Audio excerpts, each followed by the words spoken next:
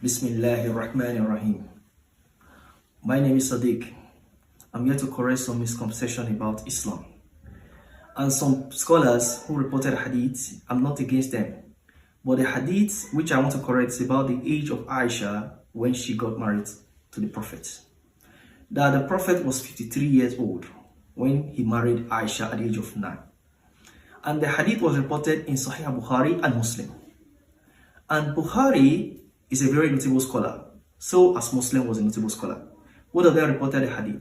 But they collected the hadith mistakenly from some companions of the Prophet who reported the hadith in the time of the Umayyad dynasty and the Babasi dynasty.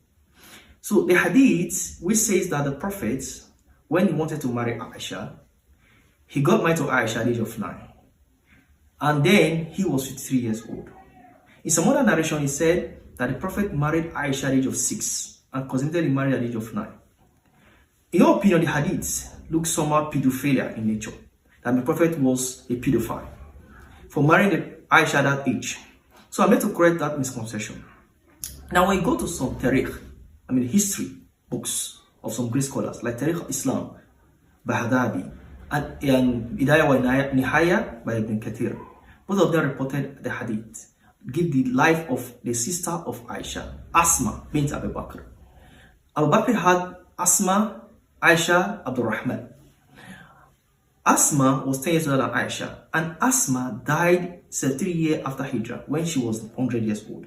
And we trace back the age, the year Asma was born was 27 years before Hijrah.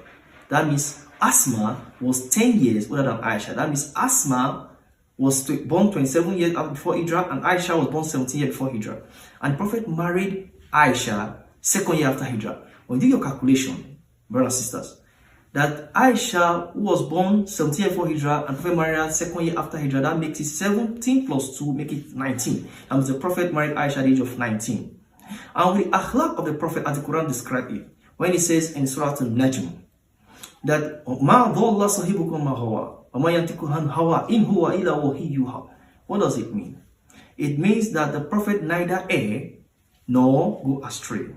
And whatever he says is revelation. He never speaks of his desire. So in the akhlaq of the Prophet, in another ayah of the Quran, it says, Innaka ala khuluq adim. The Prophet has a greater akhlaq. And when the Prophet has greater akhlaq or character, it shows that the Prophet cannot do such a thing. And some people defend the life of the Prophet for him to marry Aisha at that age are not Muslim. They use it against the Muslim to attack Muslims. So we are here to correct it that the Prophet never married a girl